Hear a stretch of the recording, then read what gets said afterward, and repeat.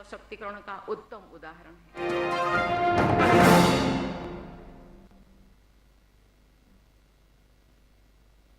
नमस्कार नमस्कार, मेरा नाम है राजीव कुमार बजाज यानी आरकेबी और मैं हूँ इस वक्त एडवोकेट प्रदीप नामबियार जी के साथ। प्रदीप जी नमस्कार। नमस्कार सर, नमस्कार नमस्कार नमस्कार नमस्कार। Bye the way, I think we'll have to start it again if you don't mind. The technical team, I can't hear a thing. There's nothing coming in my earpiece, by the way. We got to start. कल रात can we इंतकाल check हो it again, गया। please? Put it on now. I can hear Mr. Retirement के बाद- Modi speaking. Is Mr. Modi a guest today? Wouldn't that be wonderful? Can somebody check the audio, please? Right, now it's fine. Thank you very much. So we can continue. Pradeep ji, Yes, sir. कुछ बोलिए sir.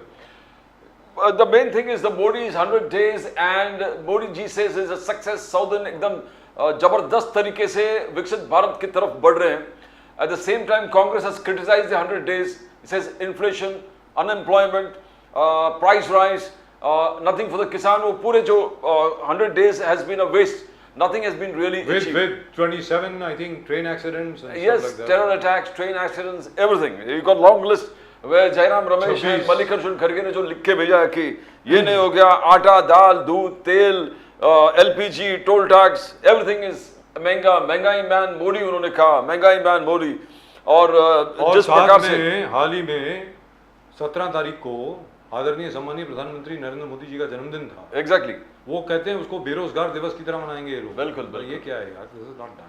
no, अगर संविधान हत्या दिवस हो सकता है तो कुछ भी हो सकता I है। think संविधान हत्या दिवस if they are observing every year to show that किस प्रकार से संविधान कि आज के बच्चों को मालूम पड़े, future generation should know about emergency and the bad effects of emergency.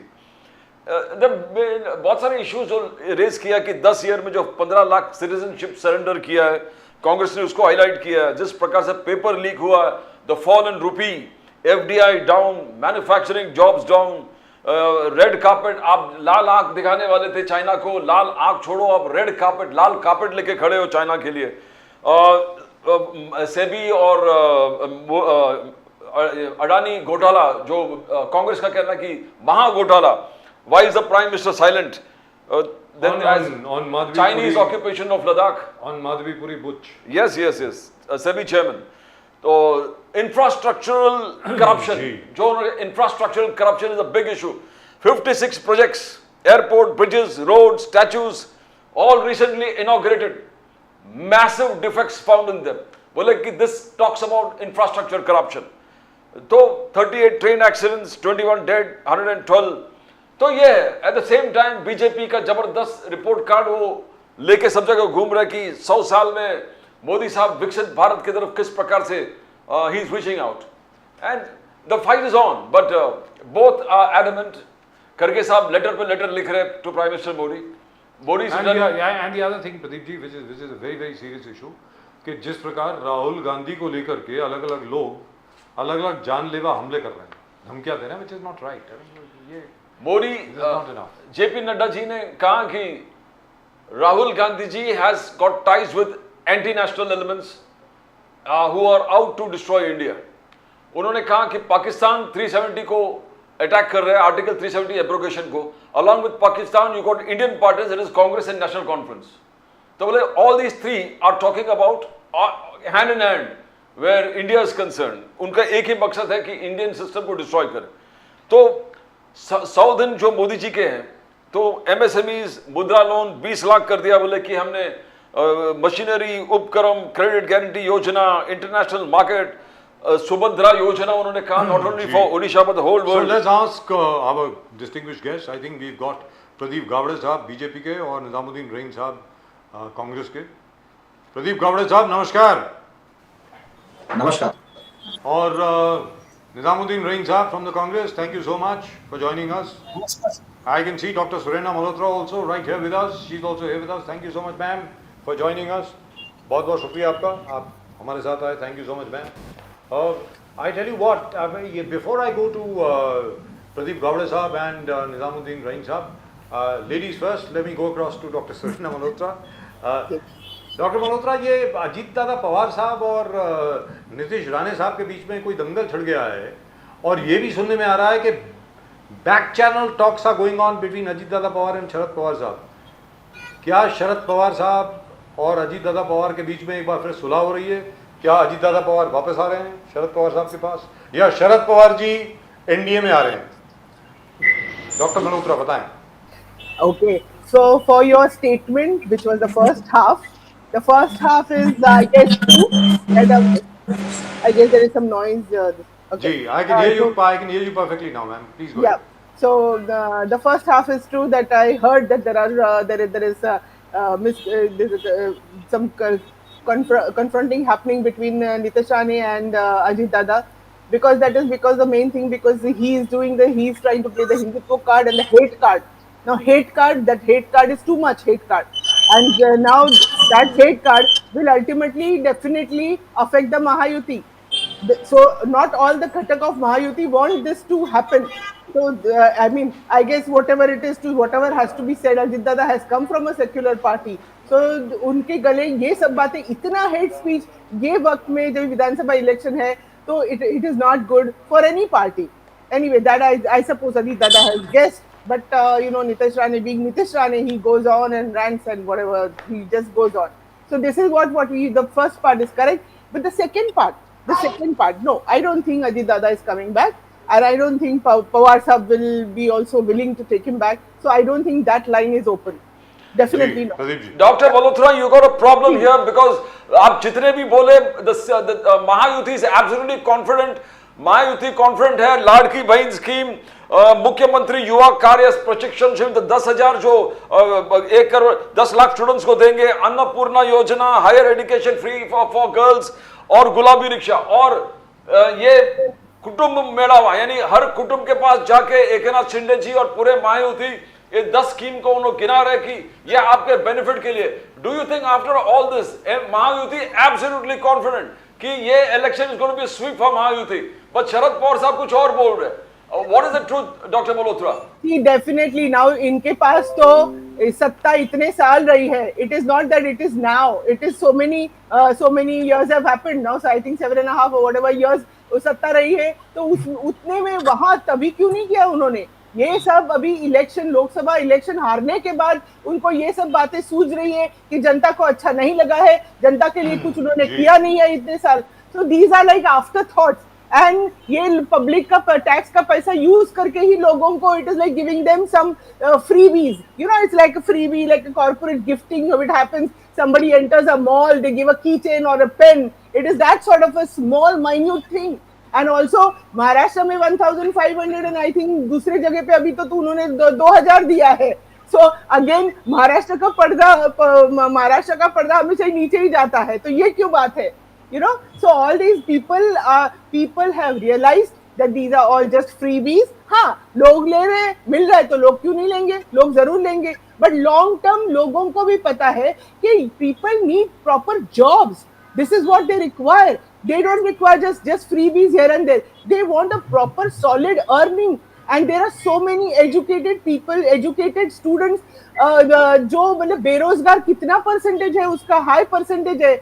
Educated people are doing things like Zomato की डिलीवरी, वैसे जो अपना मतलब उनका जो एजुकेशन है उसके नीचे जाके उनको सब काम करना पड़ रहे हैं.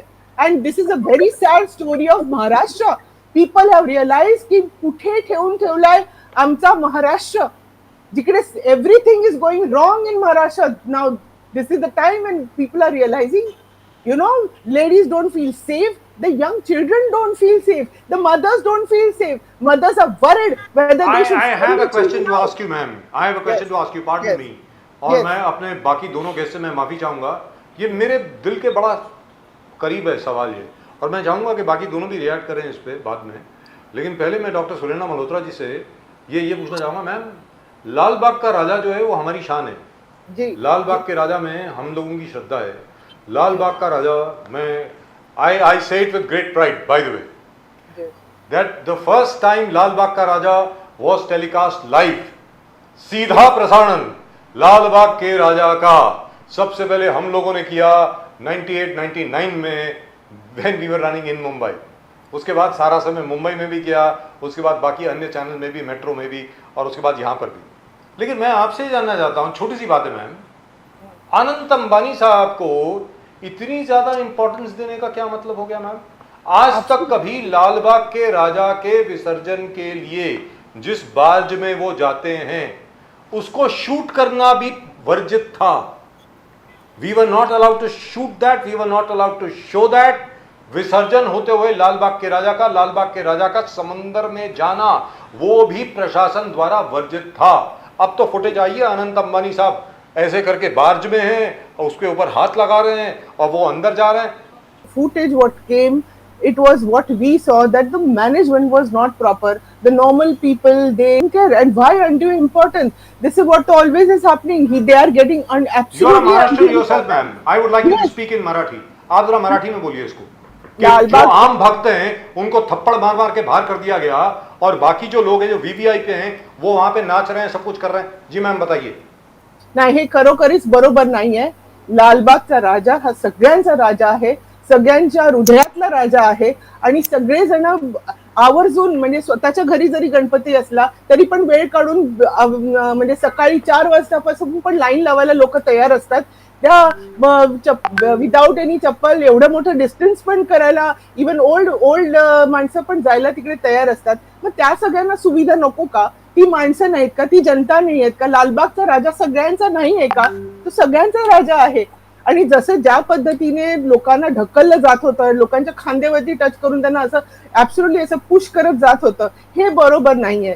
सगळ्यांना तुम्ही थोडा तरी वेळ द्यायलाच पाहिजे. आणि कोणाला असं पुश, लोक समजदार आहेत असं नाही की लोक मॉब करतात, पण तुम्ही आधीपासूनच अग्रेसिव्हली त्यांना असं सांगितलं की नाही जाऊ, मग नॅचरली लोकांनाही वाटतं की आम्ही एवढी लाईन लावलेली आहे, आम्हाला वेळ नको का मिळायला. तर हे मी मंडळाला, हे मी आपल्या सरकारला आवर्जून सांगते, सगळ्या गणेश भक्तांच्या वतीने सांगते की प्लीज ह्याचं तुम्ही काहीतरी नियोजन, चांगल्या प्रमाणे नियोजन केलंच पाहिजे. हे खूप इम्पॉर्टंट आहे.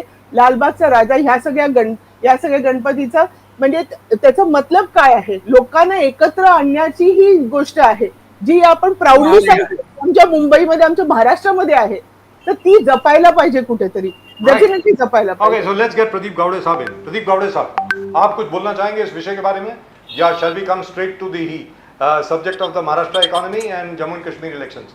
सर बताएं प्लीज। नहीं, आपने जो बात कही अभी लाल बाग के राजा के बारे में जी, कि कुछ बातों से मैं सहमत हूँ। वहां पर अच्छी व्यवस्था होनी चाहिए थी, सभी भक्तों को अच्छे तरीके से, एक डिग्निफाइड तरीके से दर्शन हो, इसके लिए एक अच्छी व्यवस्था होनी चाहिए, इसका मैं पक्षधर हूँ। और जहां तक वीवीआईपी कल्चर जो हम सब ने वहां पे देखा, उसके ऊपर कुछ ना कुछ तो रोक होनी चाहिए, एक आम नागरिक करके ये मेरी भूमिका है। बाकी आपने ट्रस्ट के बारे में या फिर अनंत अंबानी के बारे में कुछ बातें कही, देखिए वो लाल बाग का राजा का जो है वो कोई गवर्नमेंट रन नहीं करता, वो ट्रस्ट है। जी, मैं ये नहीं कह रहा कि इसमें सरकार का कुछ हिस्सा है। जी सर वो ट्रस्ट के ऊपर है। जी हाँ, जी बिल्कुल। मेरा सवाल ट्रस्ट से ही है। हमारे सुधीर सालवी साहब बड़े अच्छे मित्र हैं वैसे, लेकिन सर ऐसा है जो आम भक्त हैं उनकी भी रिस्पेक्ट होनी चाहिए ना, उनको भी सम्मान मिलना चाहिए ना। बिल्कुल, इस बात से कोई दो मत नहीं हो सकता जी। बट गावड़े साहब, क्या स्टेट का कल्चर इसमें दिख रहा है? स्टेट हर चीज में A1 A2, जैसे राहुल गांधी जी पार्लियामेंट में खड़े होकर A1 A2 मोनोपोली, तो क्या आजकल पूजा के स्थल पर भी A1 A2 का मोनोपोली हो गया गावड़े साहब? नहीं, मैंने आपको कहा कि वो मतलब वो ट्रस्ट ने कुछ निर्णय लिया था अनंत अंबानी के बारे में, तो वो ट्रस्ट उसके बारे में आंसर कर सकता है। लेकिन मेरी ये भूमिका है एक आम भक्त करके कि भगवान के दरबार में हर किसी को एक समान अधिकार मिलना चाहिए। वो पूजा का होगा, वहां पे प्रार्थना का होगा, और उस वहां पे जो वीवीआईपी कल्चर हमने इस बार देखा वो बहुत दुखद था। एक तरफ आम इंसान जो था उसको धक्के मारकर हटाया जा रहा था और दूसरी तरफ कोई वीवीआईपी किड्स सेल्फीज ले रहे थे। तो ये definitely as a Hindu, as a worshipper, ये चित्र कोई बहुत अच्छा नहीं है, इसमें सुधार होना चाहिए, ऐसी हम ट्रस्ट से अपेक्षा। I agree with you, sir. I agree absolutely with you. That this is just a sidelight. Very frankly speaking, this is not the main part of the show. I just wanted to get this off my chest. Very frankly speaking, because we've been at Lal Bagh Ka Raja right from 1993 up till today, और 1998-99 में सबसे पहले हम लोगों ने वहाँ पे उसका सीधा प्रसारण शुरू किया, जो आज तक हो रहा है। मतलब वो अब तो वो खुद ही कर रहे हैं, लेकिन मेरा ये कहना है पहले ऐसा नहीं होता था। पहले बहुत आदर सत्कार सम्मान से हर एक का स्वागत हुआ करता था। आज की तारीख में जो हो गया, which is absolutely wrong. That is my opinion. Anyway, so let's get rid of that. Let's get Nizamuddin Rain साहब in. निजाम साहब नमस्कार, आपको आवाज आ रही है मेरी? आ रही है, बिल्कुल जी बिल्कुल। अच्छा आप ये बताएं निजाम साहब, अभी हाल ही में हमने देखा अजय माकन साहब एक कांग्रेस के डेलीगेशन को लेकर के तुगलक रोड पुलिस स्टेशन गए, वहां पर उन्होंने एक कंप्लेंट फाइल करी, एनसी फाइल करी कि भाई किस प्रकार राहुल गांधी के खिलाफ कुछ लोग मरने मराने की, और क्या है कि किसी ने ये भी बोला कि जबान काटने के 11 लाख रुपए, कोई कर्नाटक के कोई एमएलए उन्होंने खुद कुछ और बोला है वगैरह वगैरह। ये क्या हो रहा है? ये धमकी वाला कल्चर कहां से आ रहा है सर? जरा बताएंगे सर ये बीजेपी और आरएसएस की ये फेलियरिटी, उनकी गवर्नमेंट की फेलियरिटी है कि वो कोई काम नहीं कर पा रहे हैं। जो उन्होंने देश से और प्रदेश में जो चीजें उन्होंने वादा किया था वो पूरा नहीं कर पा रहे हैं। तो अब उन चीजों का ध्यान हटाने के लिए इस तरह की बेहुदा बातें हो रही हैं। कम से कम हम महाराष्ट्र में 40 साल। जी निजाम साहब आपकी आवाज नहीं आ रही।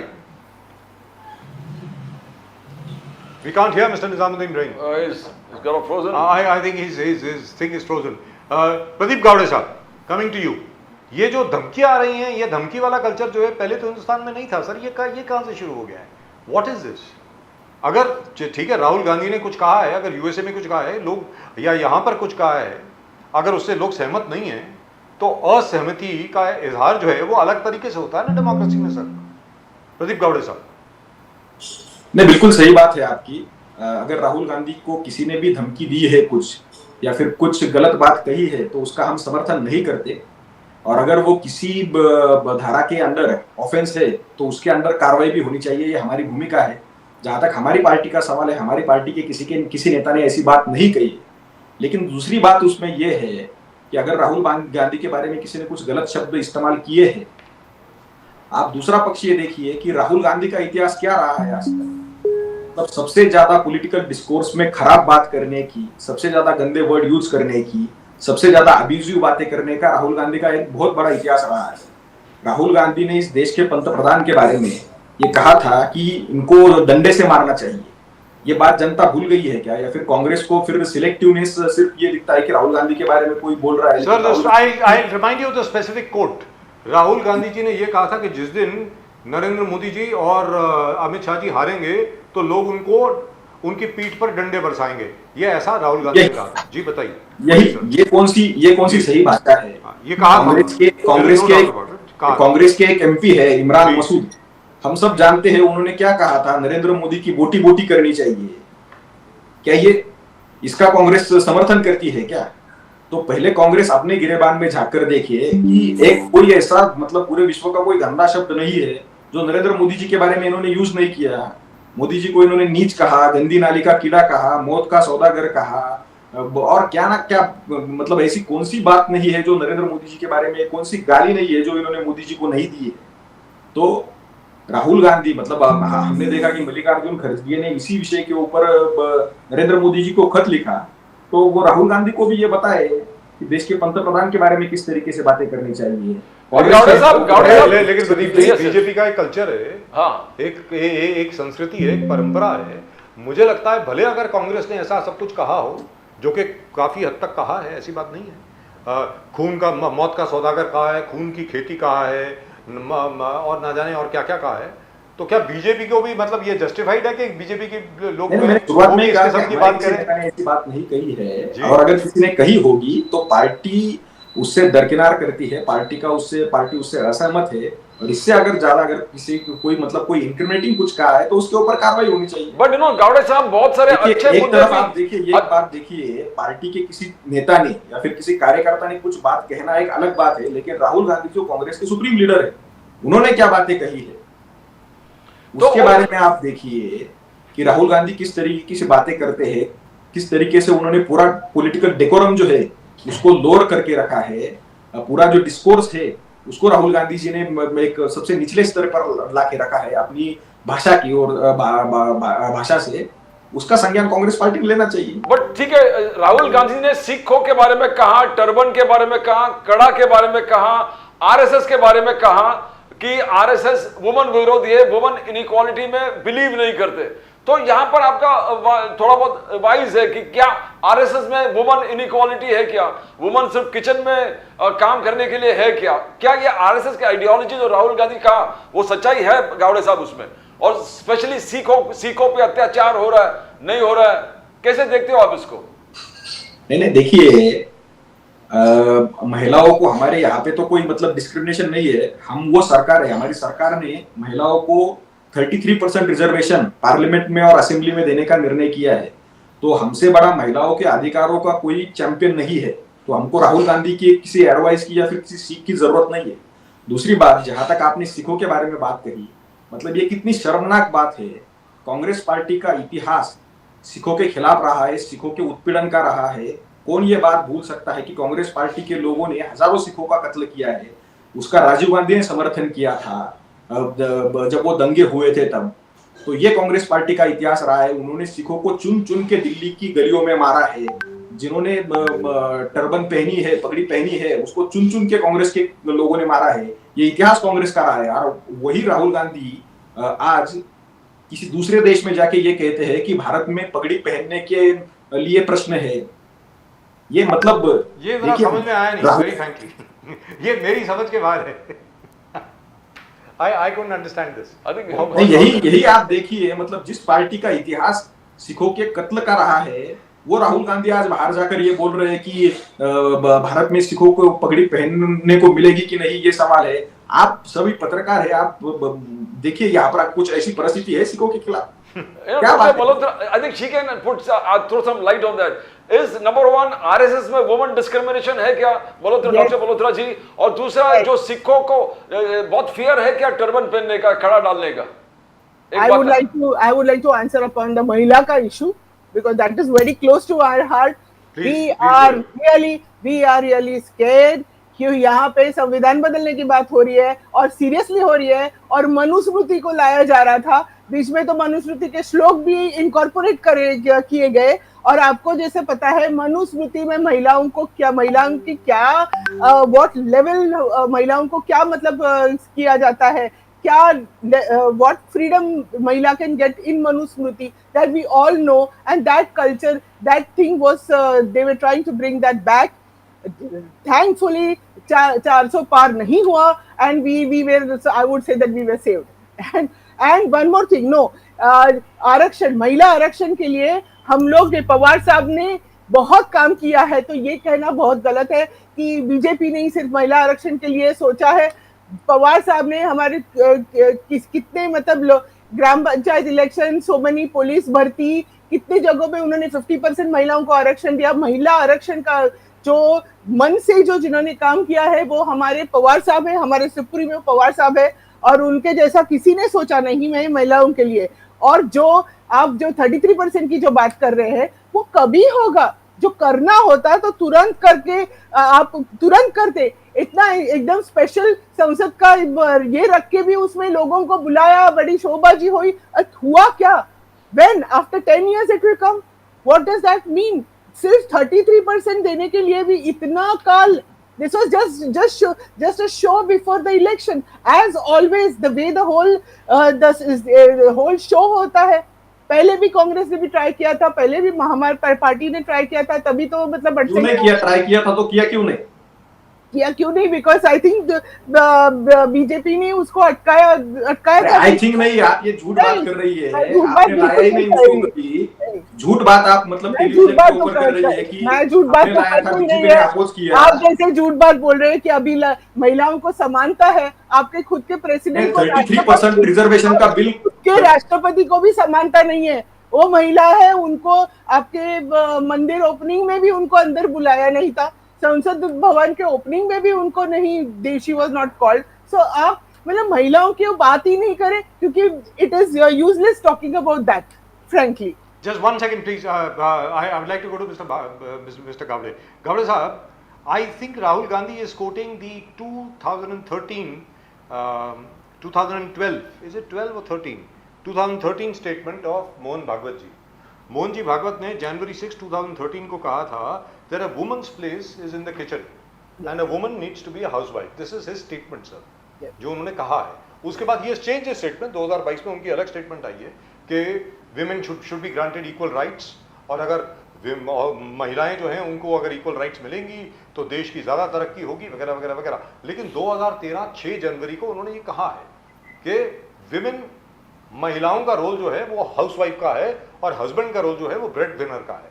अब आप बोले गावड़े साहब, प्लीज गो अहेड। नहीं, मुझे नहीं लगता आपने जो स्टेटमेंट 2012-13 का कहीं का कहा है उसमें कोई तथ्य है। मेरी जानकारी कोई तथ्य, it is right here, it is by PTI. नहीं, वो PTI is right here. I can send it to you. Hang on a minute. Context में Sir, what context? He has said it very clearly. Mr. Mohan Bhagwat also said at that time that rapes happen only in urban areas. They do not happen in rural areas. क्योंकि urban areas में लड़कियां jeans पहनती हैं. This is what Mr. Mohan Bhagwat has said. It is there in every newspaper. Are you calling every newspaper a liar? It's in every newspaper. All newspapers. अब आप बोलें sir, please. 2012-13 का जो आप स्टेटमेंट कोट कर रहे हो 2013 6 जनवरी 2013, ठीक, किस कॉन्टेक्स्ट में कहा था उसको देखना पड़ेगा, क्योंकि मेरी जानकारी में उन्होंने कोई बात महिलाओं के विरोध में नहीं कही है। जहां तक मैंने अभी आपको बताया कि 33% रिजर्वेशन पार्लियामेंट में और असेंबली में बातें सभी ने की थी, हम करेंगे, लेकिन किसी ने किया नहीं। जिन्होंने किया नहीं वो सच में महिला विरोधी है, और हमने वो किया। देश के सर्वोच्च सदन में हमने 33% महिलाओं को रिजर्वेशन देने का काम किया और असेंबलीज में भी देने का काम किया। अभी दूसरी तरफ आप देखिए, मतलब राष्ट्रवादी कांग्रेस की प्रवक्ता भी बात कर रही थी, राष्ट्रवादी कांग्रेस की शरद पवार की महिला विषयक धोरण की, तो ट्रिपल तलाक के बारे में इनका क्या कहना था? ट्रिपल तलाक का तो अपोज किया उन्होंने, तो वो महिलाएं नहीं थी क्या? बुर्के का समर्थन करने वाले ये है लोग, तो वो महिलाएं नहीं है क्या? सर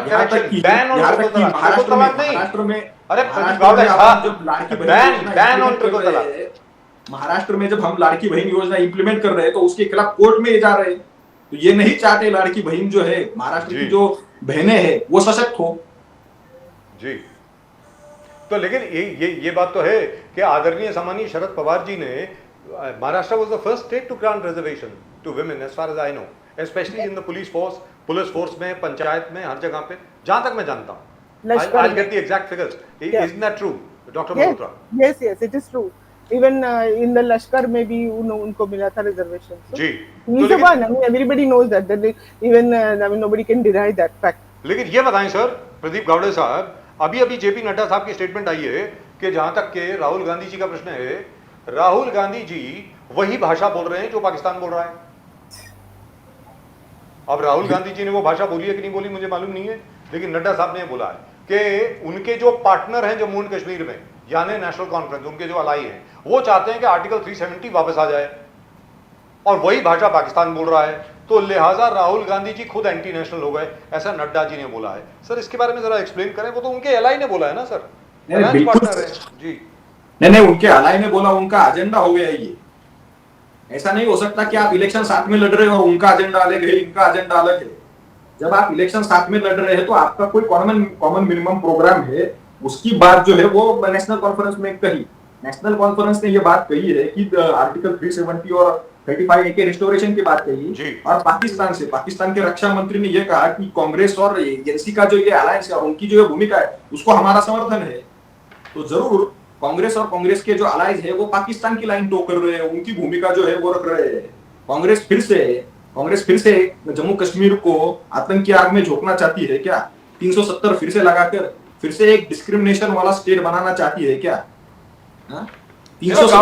अपार्ट फ्रॉम दिस, ठीक है, आर्टिकल 370 में जैसे बजाज साहब ने कहा कि Pakistan national conference and Congress, उनका कहना है कि ये सेम स्टेटमेंट सेम पेज पर है, बट राहुल गांधी जी ने बहुत इंपॉर्टेंट इश्यूज भी उठाए, जैसे फॉल ऑफ रुपी है, FDI down by 43%, manufacturing jobs are down, पूरे बिजनेस चाइना में गया है।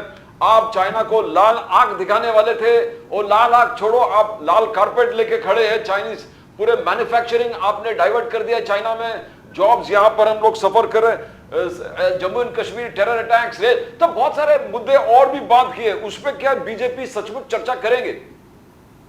ये देखिए, राहुल गांधी किसी भी बात में तथ्य सामने नहीं रखते। भारत की इकोनॉमी की जहां तक बात है, भारत की इकोनॉमी जो डेवलपिंग कंट्रीज है उसमें सबसे ज्यादा अच्छा परफॉर्म कर रही है, और इसी की वजह से जो सभी इंटरनेशनल मॉनेटरी ऑर्गेनाइजेशन है, वो IMF होगा, वर्ल्ड बैंक होगा, उसने हमेशा मतलब इन क्रिटिकल कंडीशंस में भी, जब अमेरिका में मंदी का माहौल चल रहा है या फिर वेस्ट में मंदी का माहौल चल रहा है, ऐसी विपरीत आर्थिक वैश्विक कंडीशंस में भी भारत को हमेशा अच्छा रेट किया है और भारत के लिए बहुत अच्छा फोरकास्ट किया है, क्योंकि भारत अच्छा परफॉर्म भी कर रहा है। मतलब इन एडवर्स कंडीशन में भी भारत का जीडीपी बहुत अच्छा रहा है और उसकी वजह से जो सभी इंटरनेशनल मॉनेटरी ऑर्गेनाइजेशंस ने, उसने हमेशा भारत में जो नरेंद्र मोदी जी के नेतृत्व में काम हुआ है इकोनॉमी के बारे में, उसके बारे में हमेशा सराहना की है। जहां तक इन्फ्लेशन की बात है वो विद इन कंट्रोल है। जब कांग्रेस की गवर्नमेंट थी तो इन्फ्लेशन डबल डिजिट में गया था। अनएम्प्लॉयमेंट की बात कर रहे हैं, अनएम्प्लॉयमेंट रिकॉर्ड लो के ऊपर है। हमारा जो फॉरेक्स रिजर्व है वो ऑल टाइम हाई है। हम ये बात भूल गए क्या, जब कांग्रेस की जो पॉलिसीज थी उसके कारण एक ऐसा समय आया था जब देश को अपना सोना गिरवी रखने की नौबत आई थी, क्योंकि हमको हमारे इंस्टॉलमेंट्स लोन के पे करने के लिए पैसा नहीं था। ऑन द कॉन्ट्री आज हमारा जो फॉरेक्स रिजर्व है वो सबसे हाईएस्ट लेवल पर है। तो ये एक, जब आप एक अच्छी इकोनॉमिक पॉलिसी चलाते हैं उसका ये नतीजा होता है। फिस्कल डेफिसिट कम है, तो मुझे नहीं पता मतलब राहुल गांधी का जो इकोनॉमिक ज्ञान है वो आईएमएफ या फिर वर्ल्ड बैंक इससे ज्यादा है। राहुल गांधी हमेशा ये झूठी बातें करते हैं, झूठी बातें बताकर वो कुछ एक narrative found some traction sir in Pradeep Gawde sahab. मैं आपके पास आता हूं एक सेकंड में इसी के ऊपर, और एक और चीज भी है, एक और अच्छी खबर भी आई है। FATF for example has really praised what India has done with regard to terror financing. We'll talk about that also. वो अभी एक रिपोर्ट आई है, FATF, the terror financing watchdog, उन्होंने भारत की बहुत प्रशंसा की आज। लेकिन उसके बारे में जरा एक सेकंड में बात करते हैं। मैं जाता हूं डॉक्टर मल्होत्रा के पास। डॉक्टर सुरेना मल्होत्रा, आप ये बताएं मैम कि जब राहुल गांधी कहते हैं कि बेरोजगारी है, प्राइस राइज है, तो क्या वो सच बोल रहे हैं? वो तो शरद पवार साहब भी कहते हैं, डेफिनेटली सच बोल रहे हैं। लेकिन जब भी हम बीजेपी के प्रवक्ता से बात करते हैं या किसी भी मंत्री से बात करते हैं, they always point to the GDP growth. The GDP growth is very high, on that there is no doubt, 6.5 to 7%, and which is by the way endorsed by the World Bank, by the IMF and by all the other rating agencies. They have all given India AAA plus category. For example, even Standard & Poor's, which by the way has always been anti-India, for the first time they have been praising India. Dr. Malhotra, बताएं। See, whatever it is, the ground reality which people have realized and people have acted upon in this election, as we have always discussed, that these election results this time, they were by the election, the results were by the people. It was by the people. It was not any political party asking the people to do so. They have done willingly. They have shown their उन्होंने अपनी मतलब नाराजगी दिखाई हुई है by this voting के जरिए. People are not happy. The ground reality is that लोगों के पास job नहीं है. I don't know about all these big figures and all that, but the ground reality is that लोगों के पास job नहीं है. कितने युवा आप देख रहे हैं ऐसे ही बेरोजगार बैठे रहे हैं, फिर वो गलत संगत में आ जाते हैं, गलत चीजें हो रही है। महाराष्ट्र में तो कितनी सारी ऐसी चीजें आप देख रहे हैं। The parents are so worried, बूढ़ा बाप काम कर रहा है मगर उनके यंग बेटा है उसके पास काम नहीं है। And this is really happening. Maybe as we said कि infrastructure में कुछ jobs होंगे, infrastructure is definitely growing, but उसमें भी मतलब जो भी गलतियां हो रही है, ये गिर रहा है, वो बात अलग है, मगर infrastructure में ब्रिज बना दिया, ये बन रहा है। But जो the चीजें which will give more jobs, that is the actual manufacturing sectors, वो कहाँ है? अब हमने बोला कि जीएसटी का मारा पड़ के और जो भी इतनी मतलब लोगों को लोन नहीं मिलता, इतनी सारी प्रॉब्लम्स है, तो जो एसएमईज है वो तो कहाँ अभी तो डिसअपियर हो रहे हैं। सरकार ने तो बोला कि 20 लाख रुपए का लोन देने को तैयार है, स्पेशली माइक्रो इन्वेस्टमेंट देने के लिए तैयार है, but then where why are they not surviving? The small manufacturing sectors are not surviving. So many people have closed down their business. They are finding. And what about the price rise, ma'am? The महंगाई जो इतनी है, जो आपकी थोड़ी सी earning है तो उसको जो महंगाई इतनी बड़ी है उसको तो मतलब तालमेल तो होता ही नहीं है. See, whatever the figures may say, but the ground reality is ground reality, and people themselves have shown that. Doctor Malhotra, महिलाओं के लिए बीजेपी का रिपोर्ट कार्ड है कि 1 करोड़ लखपति दीदी, स्टैंप ड्यूटी, अगर महिला प्रॉपर्टी खरीद रहा है तो महिला को स्टैंप ड्यूटी में एग्जेम्पशन, मैटरनिटी लीव्स बीजेपी सरकार कह रहा है वी इंपोज 12 से 26 वीक्स हमने किया, ड्रोन दीदी, गिर गाय जो पर्यटन दीदी, तीन लाख करोड़ का योजना जो महिला अपलिफ्टमेंट के लिए, तो क्या ये महिलाओं को स्कीम्स आपको नहीं लग रहा है कि ढंग का स्कीम है एंड अपलिफ्टमेंट ऑफ वुमन होगा इसमें? If if these are the schemes which people, the Mahila really wanted, they would have been happy, wouldn't they? But they are not. They are not. The schemes are not really making any dent in the Mahila's problems. It is not making any dents really. As you said, ki these are just talks. They are not giving any results. Why wouldn't the Mahila not be happy if it was something the good was really happening for them? See, there are schemes, lot of things were announced. Announcements बहुत होती है, but उसका जो implementation कितना होता है, ये हमेशा का सवाल होता है. आवास योजना में 70% महिलाओं को घर मिला है. महिलाओं को पहली बार नाम रजिस्ट्रेशन प्रोसेस में उनका भी नाम इंक्लूड कर रहे हैं मोदी जी का कहना है. क्या ये सच्चाई हकीकत नहीं है doctor Malhotra? I don't know. We'll have to find out about that. I don't have the figures in my hand. But my simple question is, why there is that unrest? If people were happy, they would have been happy. There is a great unrest. Sorry, I think there's some. No, Go ahead. We can hear you. Please go ahead. You want to comment on जो मोदी जी का एकदम जबरदस्त तरीके से बोले कि एक landmark achievement होने वाला है, one nation one election. Modi ji का कहना है कि लोकतंत्र का पूरा फेज वो एक प्रकार से रिफॉर्म कर रहे हैं, रिफॉर्मेटिव प्रोसेस है इंडियन डेमोक्रेटिक सिस्टम में. उनकी बात रखेंगे. It will be one nation, one election, and after some time there will be no election. This is what is going to happen. Right. आपको ऐसा लग रहा है कि हर इलेक्शन यूपी में 5-5, 6-6 फेजेस होता है. You think how can the whole nation एक ही बार किस प्रकार से इलेक्शन होगा? एक स्टेट का इलेक्शन 7 फेज में होता है. I don't know how they are going to manage the whole thing. The way the exams are managed, all India exams, how they are managed. Such a big thing. How? No, but I think that's a subject worth discussing. But at the moment, the BJP does not have the numbers. Let's be very clear. You need 2/3 majority in the Lok Sabha, and you also need a majority in the Rajya Sabha at the moment. But it's worth discussing. But as I was saying, Gowda Sahab, the FATF has really praised Indian efforts with regard to terror financing. They've said India has developed a very robust system of combating terror and terror financing and money laundering. काफ़ी तारीफ करी है. European FATF है उसने भी, और जो Asian FATF है उसने भी ये कहा है कि हिंदुस्तान के जो सिस्टम्स हैं बहुत बढ़िया हैं, और आगे चल करके only one small thing they pointed out कि जो स्पेशली मनी लॉन्ड्रिंग के जो ट्रायल्स हैं, केसेस हैं, अगर वो स्पीड अप हो जाए तो ज़्यादा अच्छा है, especially with regard to terror financing. ऐसा उन्होंने कहा है. लेकिन अगर टेररिज्म की अगर हम बात करें सर, जम्मू एंड कश्मीर में अभी तक 26 टेरर अटैक्स हो चुके हैं पिछले 100 दिन में, जब से मोदी जी की तीसरी सरकार बनी है. 26 टेरर अटैक्स हो चुके हैं, जिसमें 21 हमारे जवान जो हैं वो शहीद हो चुके हैं, और तकरीबन 25 के 24 नागरिक जो हैं वो भी शहीद हुए हैं, काफ़ी लोग इंजर्ड भी हुए हैं. तो सर उस विषय के बारे में कुछ कहना चाहेंगे आप? नहीं, बिल्कुल आपने दुरुस्त बात कही है.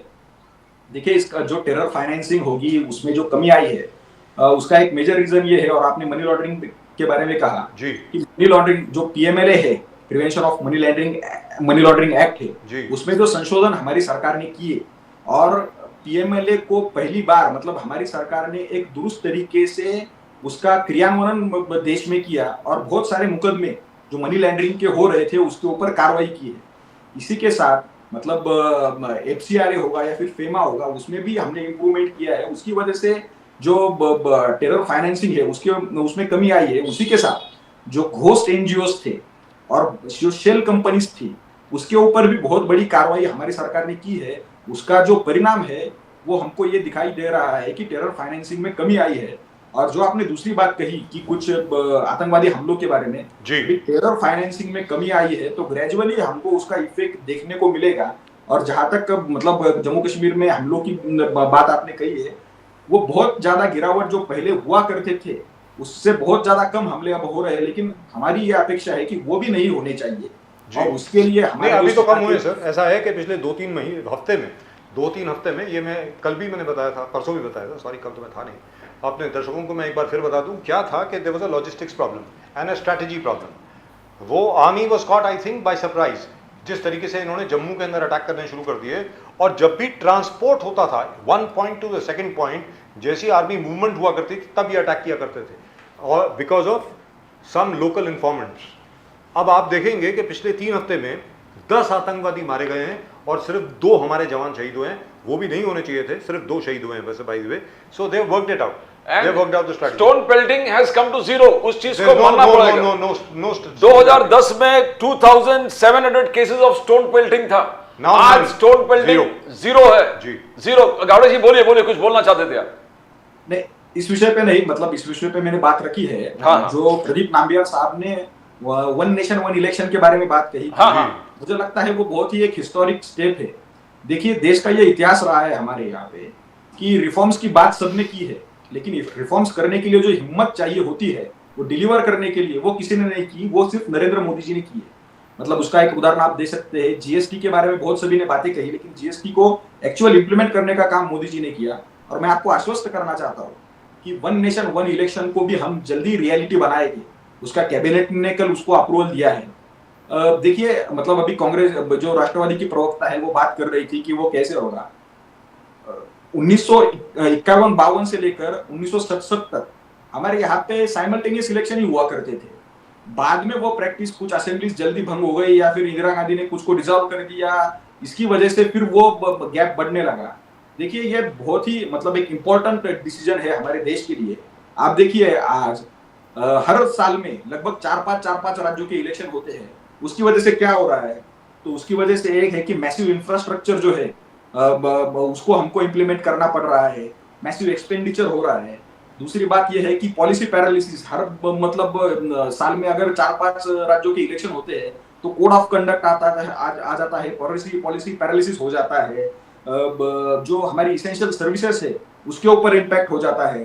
जो हमारी आर्म फोर्सेस है या फिर पैरामिलिट्री फोर्सेस है, जो हमारी मैन पावर है या फिर स्कूल के टीचर्स हो गए, वो सभी को फिर हमको डाइवर्ट करना पड़ता है। तो ये जो हमारा मैन पावर है उसके ऊपर बर्डन आ जाता है। एक मतलब बहुत ऐसे स्टडीज आए हैं कि जो अभी हमारे सेपरेट इलेक्शंस होते हैं या फिर हर साल में 4-5 राज्यों के इलेक्शन होते हैं, उसकी वजह से हमारे जीडीपी में लगभग 1% से लेकर 1.5% की गिरावट आती है। तो ये एक बहुत ही उसका बड़ा फाइनेंशियल लॉस हमको ये करना पड़ता है। दूसरी बात इसमें ये है कि जब ये सेपरेट इलेक्शन हो रहे हैं तो उसमें बहुत बार आइडेंटिटी पॉलिटिक्स भी की जाती है। जैसे आप देखिए, अगर साउथ में कुछ इलेक्शन होगा तो नॉर्थ के बारे में कुछ गलत बातें कही जाती है। जैसे मतलब अभी तेलंगाना में इलेक्शन हुआ था तो रेवंत रेड्डी ने बिहारियों के बारे में कुछ बातें कही थी, और उत्तर प्रदेश में कुछ इलेक्शन होता है तो कांग्रेस वाले गुजरातियों के बारे में बात करते हैं। तो ये जो आइडेंटिटी पॉलिटिक्स भी होती है और मतलब एक तरीके से मतलब देश को तोड़ने की बातें भी इस इलेक्शंस में कही जाती है जब सेपरेट इलेक्शन होता है। लेकिन अभी जब वन नेशन वन इलेक्शन हो जाएगा, मतलब जो जरूरी है, उससे क्या हो जाएगा, तो उससे कंसिस्टेंसी आएगी, पॉलिसी में स्टेबिलिटी आएगी। उसमें ये होगा कि पॉलिसी पैरालिसिस नहीं रहेगा। अगर एक बार इलेक्शन हो जाएगा तो अगले 4.5-5 साल गवर्नमेंट सिर्फ काम के ऊपर फोकस कर सकती है। जो मतलब हमारा मैन पावर है या फिर रिसोर्सेस है, सर बशर्ते कि सभी स्टेट गवर्नमेंट्स या सेंट्रल गवर्नमेंट्स अपनी फुल टर्म लास्ट करें। आपको याद होगा 1967 तक वन नेशन वन इलेक्शन था, आपने बिल्कुल दुरुस्त बताया। 1951 to 1967 it was one nation one election. Problem क्या कहां पर अराइज हुई, सर आपको भी पता है, गावड़े साहब और डॉक्टर मल्होत्रा आपको भी मालूम है। 1968 से 69 तक क्या हुआ कि आर्टिकल 356 के तहत बहुत स्टेट गवर्नमेंट्स को डिसॉल्व किया गया, जिसकी वजह से पूरा प्रोसेस डिसरप्ट हो गया। अब प्रॉब्लम यहां पर यह आती है, उनको बताइए वो उनको बताइए, वो अभी 4-5 मिनट पहले मतलब डेमोक्रेसी की बात कर रही थी, उनको बताइए किसने वो असेंबली डिसॉल्व की थी। सिर्फ इंदिरा जी प्राइम मिनिस्टर थी तब, लाल बहादुर शास्त्री जी की मतलब के देहांत के बाद। लेकिन सर उन्होंने तो सिर्फ 356 के तहत डिसॉल्व करी असेंबली, आपने तो सरकार ही बदल दी, आपने तो पार्टी तोड़ करके अपनी सरकार बना ली। तो ये भी तो नहीं होना चाहिए ना सर, वेरी फ्रैंकली गावड़े साहब। तो मेरा ये कहना है दोनों तरफ से अगर ईमानदारी से अच्छे तरीके से हाथ मिला जाए, I personally think it's a very good system कि one election, you know, one nation one election. I mean, otherwise what is happening is all throughout the year we are only in election mode. हर 3 महीने के बाद चुनाव, हर 2 महीने। अभी देखिए हरियाणा में चुनाव होने वाला है, झारखंड में चुनाव होने वाला है, जम्मू एंड कश्मीर में चुनाव होने वाला है, उसके बाद महाराष्ट्र में चुनाव हो जाएगा और उसके बाद उसके अगले साल में दिल्ली में हो जाएगा। मतलब ये है क्या? इज दिस अ कंट्री और is this just a country meant for elections? Gawade साहब नहीं, जरूर, मतलब आपने सही बात कही है इसमें। अगर one nation one election implement होता है तो जी। इससे देश को बहुत ज्यादा फायदा होगा। मैंने आपको मतलब पिछले बार में भी कहा कि आप बाकी बातें छोड़िए, इससे पैरालिसिस पॉलिसिस से क्या हो जाता है, हमारे जीडीपी में भी कमी आ जाती है। लगभग 1% से 1.5% जीडीपी में कमी, मतलब इस तरीके से सेपरेट इलेक्शन से आती है। जी। मैं आपको भी बताया कि किस तरीके से, मतलब क्या क्या उसके ड्रॉबैक्स है।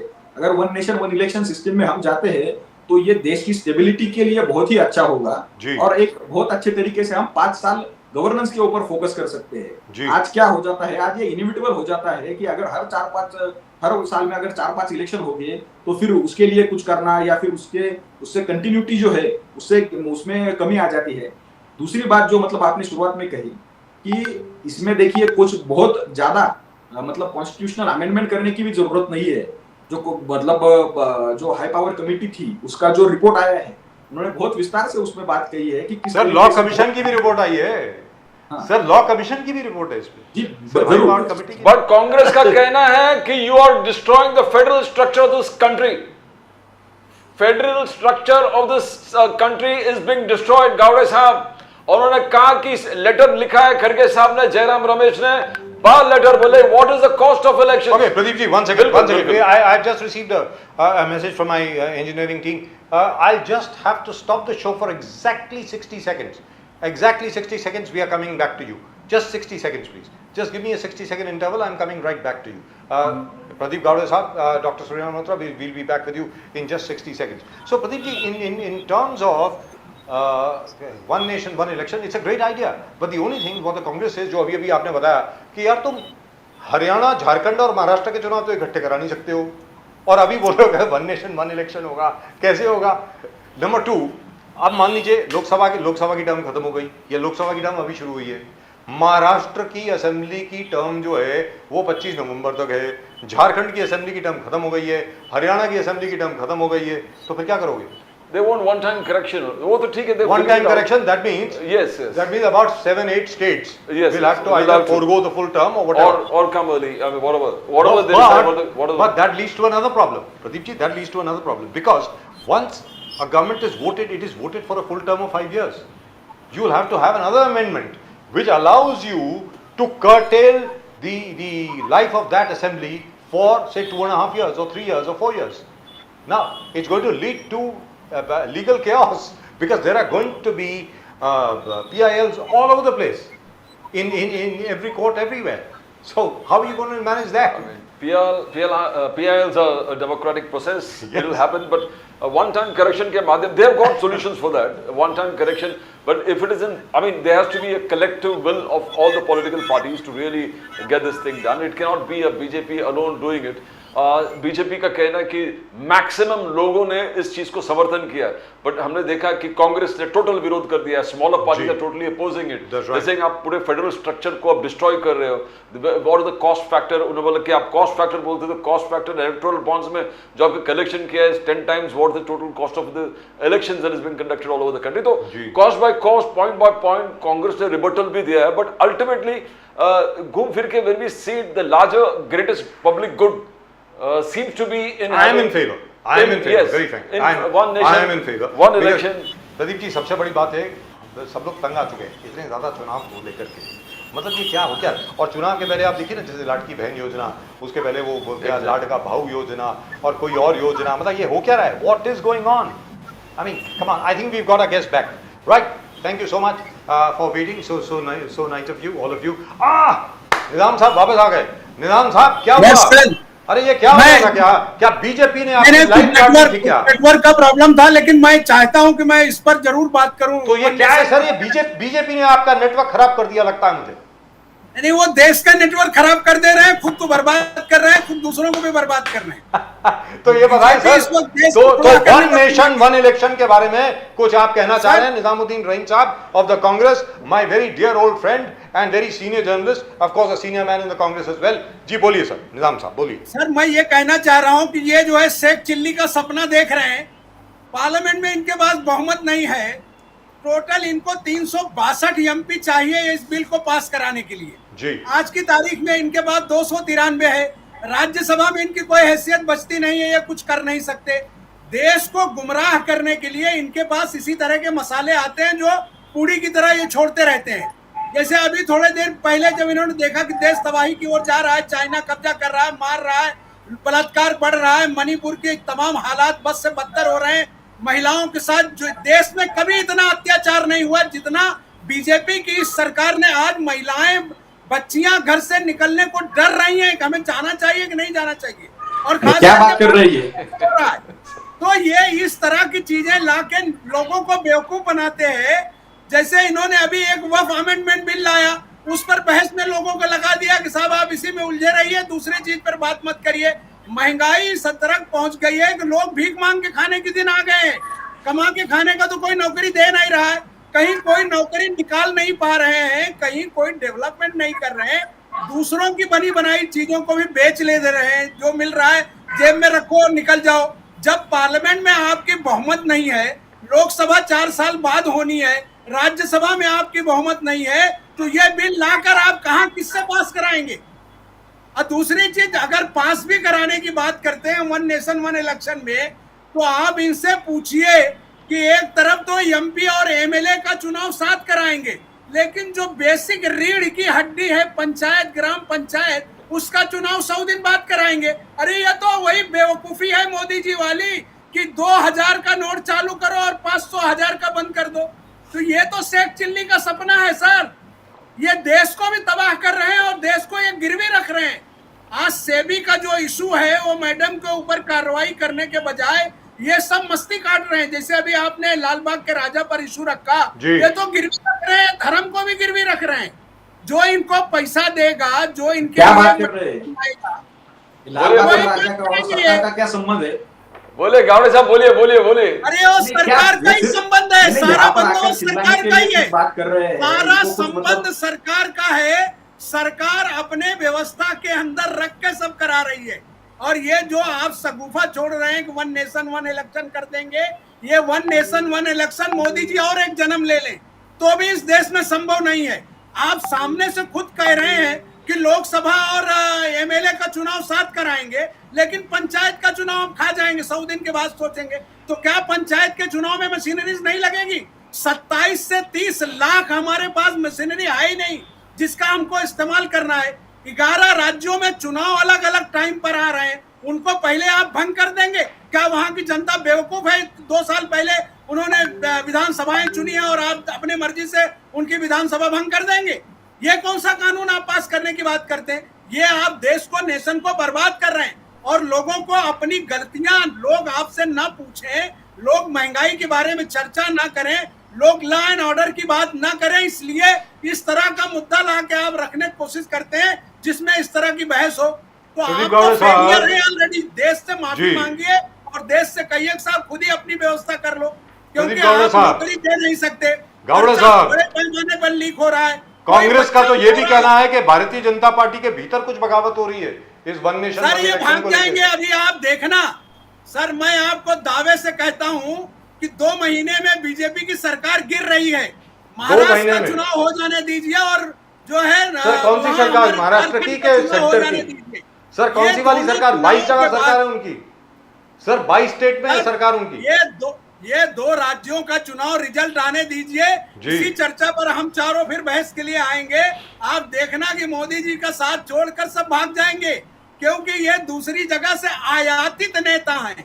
इनको कहीं से पकड़ कर लाया गया है और जबरन बांध के डब्बे में रखा गया है। आपको अच्छे से पता है कौन कहां से आया है और सबकी हैसियत भी आपको अच्छे से पता है। तो ये तो ऑटोमेटिक भाग जाएंगे सर, टिकने वाले नहीं है। क्योंकि ये प्रदीप गावड़े साहब 2 महीने में आपकी सरकार गिरने वाली है। प्रदीप गावड़े साहब 2 महीना सर, 2 महीना 2 महीने में। प्रदीप गावड़े साहब बोलिए। प्रदीप गावड़े साहब 2 महीने में मोदी जी की सरकार गिरने वाली है, अब आप बताएं सर। बहुमत है नहीं सर। नहीं, शायद उनको आंकड़े समझ में नहीं आते हैं। शायद जो कांग्रेस के प्रवक्ता है उनको आंकड़े समझ में नहीं आते। अगर हमारे पास बहुमत नहीं है तो आप अविश्वास प्रस्ताव लाइए और गिरा दिए हमारी सरकार। हमारे जो बीजेपी का जो नंबर है वो 240 है और अलाइज के साथ हम 300 के साथ पास गए हैं। और अगर हमारे 240 को ये नंबर नहीं मानते, बहुमत नहीं मानते, बड़ी पार्टी नहीं मानते, 150 के आसपास कुछ नंबर थे। तो ये क्या बात कर रहे हैं? मुझे ऐसा लगता है मतलब उन्होंने शायद आज सोच के आए हैं कि टीवी पर जाएंगे और सभी नॉनसेंस बातें करेंगे मतलब मैंने उनका 5-6 मिनट का भी प्रवचन सुना, मतलब कोई भी ऐसी बात नहीं थी जिससे कोई सेंस निकले। ये कांग्रेस की परिस्थिति है कि कोई सेंसिबल व्यक्ति को भी भेजना चाहिए, ये भी सब भूल गए, भाषण की तरह कुछ आकर यहाँ पे बक रहे हैं। लेकिन सर क्या आपकी सरकार गिर रही है? बिल्कुल नहीं गिर रही है, हमारी सरकार 100% गिर रही है। जिस बहुमत की ये दावा कर रहे हैं, महाराष्ट्र का चुनाव हो जाने दीजिए, कश्मीर इनको सामने से रिजल्ट दे रहा है। लोकसभा में आपको याद होगा, इन्होंने कश्मीर में कैंडिडेट नहीं दिया, विड्रॉ कर लिया तीनों लोकसभा की सीटों को कश्मीर में। मिस्टर गावड़े, अगर आपको पता हो तो कश्मीर में आपने चुनाव नहीं लड़ाया, अपने तीनों कैंडिडेट विड्रॉ कर लिया, क्योंकि आपको पता था कि कश्मीर की जनता आपको धूल चटा देगी।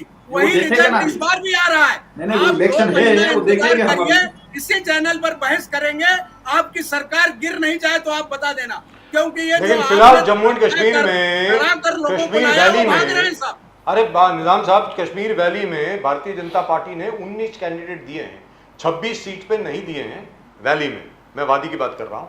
लेकिन इतने ज्यादा कैंडिडेट आज तक कभी बीजेपी ने खड़े नहीं किए हैं कश्मीर वैली में, निजाम साहब। नहीं सर, आपको याद होगा कश्मीर वैली में लोकसभा में 3 कैंडिडेट उन्होंने अनाउंस किया था। हाँ, फिर और तीनों कैंडिडेट को बाद में विड्रॉ कर लिया। और अभी भी वो अपने दम पर वहां कुछ नहीं कर सकते, सिर्फ नफरत फैलाने का काम ये कर सकते हैं। नफरत फैलाना नहीं, आपको कांग्रेस, पाकिस्तान, राहुल गांधी, नेशनल कॉन्फ्रेंस सब एक ही मंच पर है जहां आर्टिकल 370 एब्रोगेशन है। आप line of control, LOC trade चाहते हो पाकिस्तान के साथ, आप बहुत सारे ऐसे चीज चाहते हो कि अनकॉन्स्टिट्यूशनल है, कैसे रिस्टोर करोगे आर्टिकल 370? हो ही नहीं सकता, ये संविधान के खिलाफ है। तो अलग अलग इस विषय में आप खड़गरे में, बिकॉज हम लोकतंत्र बचाने की बात करते हो निजामुद्दीन जी, तब राहुल गांधी को पूरे देश ने सराहा। मगर जब राहुल गांधी ऐसे लोगों के साथ है जो आर्टिकल 370 को रिस्टोर करने वाली बात है, तो लोकतंत्र कहां से खतरे में आ रहे हैं? आप ही की तरफ से ये बीजेपी का आरोप है। बीजेपी सिर्फ आरोप ही लगा सकती है। जिनके नाम पर ये बात कर रहे हैं, ये सब इनके साथ सत्ता में मलाई खा चुके हैं। मुफ्ती महबूबा के साथ सरकार किसने बनाई? बहुत बड़े राष्ट्रवादी भक्त थे ये। अगर इनको राष्ट्र से मोहब्बत थी तो क्यों इन्होंने बनाया, क्यों सरकार बनाई उसके साथ? क्यों फारूक अब्दुल्ला के साथ इन्होंने बीजेपी के साथ सरकार बनाई? ये सब ड्रामे हैं, ये सत्ता के दलाल हैं, इनको सत्ता चाहिए बस। उसके लिए इनके लिए कोई रास्ता नहीं है। कहीं भी जाकर सर में टोपी पहन लें, अगर इनको पता चल जाए कि ये मुझे सत्ता देने वाले हो, तो कोई भी उसके साथ बैठे। आर्टिकल 370 एप्रोगेशन के बाद वहां के जो आतंकवादियों को ले जाकर छोड़ने का काम किसने किया? गुज्जर, बकरवाल और पहाड़ी को नौकरी मिला है। आपको वही जवाब दे रहा हूँ। जिस पाकिस्तान की आप बात कर रहे हैं, उस पाकिस्तान से मित्रता बढ़ाने कौन गया? राहुल गांधी गए, मनमोहन सिंह गए, खुद नरेंद्र मोदी गए वहां सत्ता का मजा लेने, वहां खुद गए नरेंद्र मोदी, उनको किसी ने बुलाया नहीं, फिर भी चले गए। तो ये सारी घटनाएं देश के सामने पटल पर हैं। देश का आदमी इस चीज को भूलता नहीं है। आप कितनी बार धोखा देंगे देश को? और ये बात आप जिन चीजों की बात कर रहे हैं, खुद मनमोहन, आपके भागवत जी जो है बहुत साफ लफ्जों में कह रहे हैं, वो उनका आप भाषण सुनिए, आप उनकी बातें देखिए, आपको वो खुद ही नंगा कर रहे हैं। हमें बोलने की जरूरत नहीं है और हमको आप सिखाइए भी मत, क्योंकि जो चीजें देश के सामने हो रही है उस शीशे की तरह साफ है। लेकिन प्रदीप गावड़े साहब, nobody can restore article 370। Article 370 restore तो होता नहीं साहब, it is gone, let's be very clear, it is gone, dead and buried, there is no question of restoring it. लेकिन गावड़े साहब, मैं आपसे एक सवाल पूछता हूं, जो अभी अभी जिक्र किया निजामुद्दीन रईन साहब ने, और उसके पहले डॉक्टर सुरैना मल्होत्रा ने भी शायद उसका जिक्र किया था। आपने महबूबा मुफ्ती के साथ, उसके पहले मुफ्ती मोहम्मद सईद साहब के साथ आपने सरकार बनाई थी जम्मू एंड कश्मीर में। उसमें एक कॉमन मिनिमम प्रोग्राम था।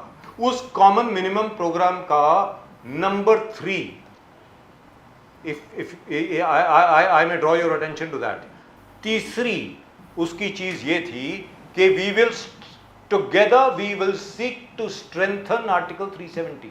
आर्टिकल 370 को हम और ताकतवर करने की कोशिश करेंगे। ये बीजेपी और पीडीपी का सीएमपी था मानता हूं। अब आप बोलें सर, प्लीज गो अहेड। नहीं, आप शायद ये भूल रहे हैं कि 370 को खत्म करने का काम हमने किया है। आप ही ने किया, मैं मानता हूं। 35A को खत्म करने का काम भी हमने किया है। बिल्कुल जी। देखिए, महबूबा मुफ्ती के साथ जो हमने सरकार बनाई थी, आप उस वक्त के माहौल को समझिए। इलेक्शन हुआ था कश्मीर में और हंग असेंबली बनी थी। उसके सर, बाद ये मुफ्ती साहब के साथ सरकार बनी थी आपकी पहले। अगर हम पहले हंग मुफ्ती साहब असेंबली के है तो साथ सरकार आतंकवादियों के साथ सरकार बना लीजिए। अगर सर, हंग मुफ्ती साहब के साथ असेंबली बनी से थी सरकार। बीजेपी अपने कैडरशिप को बदलती है और अपने चाल चरित्र को बदलती है तो आतंकवादियों के साथ बना लीजिए। फिर आप यही कह रहे हैं ना कि भाई हंग असेंबली थी, हमने सरकार बना लिया, तो ये तो दलाली हो गई सरकार की ना। आपका वो जो कैरेक्टर जिसको आप कहते हैं कि मैं राष्ट्रभक्त हूं और राष्ट्रवादी हूं, तो वो कहां गया फिर आपका? फिर आप हंग आपका ये असेंबली में मानना है कि सरकार बनाई। टीडीपी और एनसी राष्ट्र विरोधी है, आपके अलायंस मानना है क्या? आप कह रहे हैं, मैं नहीं कह रहा हूं सर, आप नहीं, कह आपका रहे हैं। कहना है कि मैंने कब कहा उनको राष्ट्र विरोधी? नहीं, हम आपको वही बता रहे हैं ना कि आज जिन लोगों के साथ ये बहस हो रही है, आप यही चाहते ना, आप तो लोगों से यही कह रहे हैं ना कि भाई ये लोग जो है राष्ट्र हित में बात नहीं कर रहे हैं। तो आपने कौन सी राष्ट्र हित में बात की या आपके नेताओं ने कौन से की? आप तो पाकिस्तान से, पूरे पाकिस्तान में 10 साल तक कांग्रेस का राज रहा। मनमोहन सिंह जी कभी नहीं गए, बुलाने पर भी नहीं गए। अडवाणी जी तो जिन्ना के मजार पे जाके टोपी उतार के रख दिया और सर झुका दिया। ये आपके हिंदुत्व का कैरेक्टर था। आपके जो है प्रधानमंत्री बिना बताए जाते हैं, मरियम शरीफ के सामने अपना पैर झुका देते हैं और उनका पांव छू के आशीर्वाद लेकर रिटर्न आते हैं। यानी आप करें तो कोई देश में आप पे सवाल ना करे।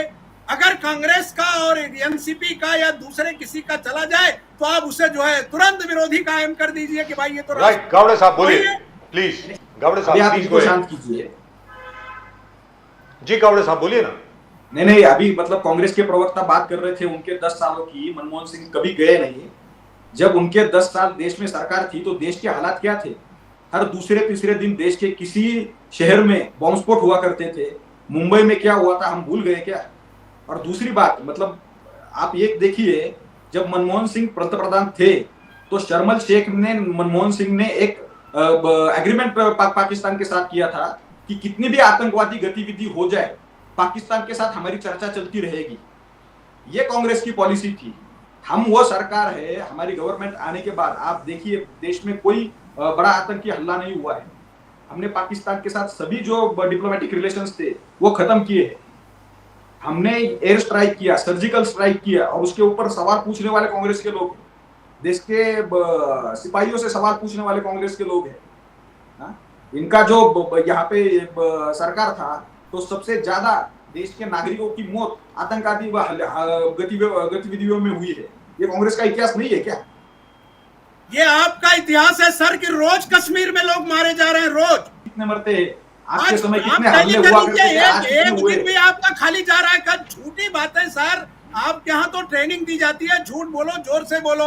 आरएसएस इसी की मशीन है, वही काम आप बीजेपी कर रही है। रोज आतंकवाद की घटना हो रही है। आपके दौरान आपने जितनी घटनाएं आतंकवाद की प्रधानमंत्री मोदी जी के दरबार में हुई हैं, आप उसका भी जिक्र कर दीजिए कि कौन आया आतंकवाद को लेकर और कौन से लोग मारे गए। पुलवामा का आतंक आप भूल गए, जिस पर आपने सरकार बनाई। शर्म नहीं आई आपके लोगों को?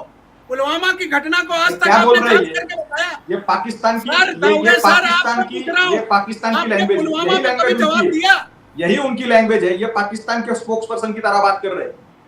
हम स्पोक पर्सन, उनके स्पोक पर्सन नहीं है। पर्सन की तरह बात कर रहे हैं। चरित्र को ये वही उजागर लोग कर रहे हैं जो हैं। पाकिस्तान आप की देश की 370 की जनता बात के करते सामने हैं, कौन सा चरित्र 35A रखते की बात करते हैं, आपको पुलवामा अच्छे के से बारे याद में, है पुलवामा कि के बारे में आपके पाकिस्तान विदेश जो बात करता मंत्री है वो कांग्रेस की बात पैसे है। और आतंकवादी को बैठा के लेके पुलवामा गए, के बारे विदेश में- छोड़ने की नहीं गए। पूरा देश देख रहा था कि नहीं? वही अरे जनाब निजाम साहब, आपने कायम किया। निजाम साहब, आज मोदी जी ने कहा है कि कश्मीर वादी को बर्बाद करने वाले 3 परिवार हैं। 3 परिवार, अब्दुल्ला परिवार, मुफ्ती परिवार और गांधी परिवार, ऐसा उन्होंने कहा है आज। 3 परिवारों से इनका मधुर संबंध है। ये 2 परिवारों की दलाली खा रहा है और एक परिवार से डर के उसके खिलाफ बात करते हैं।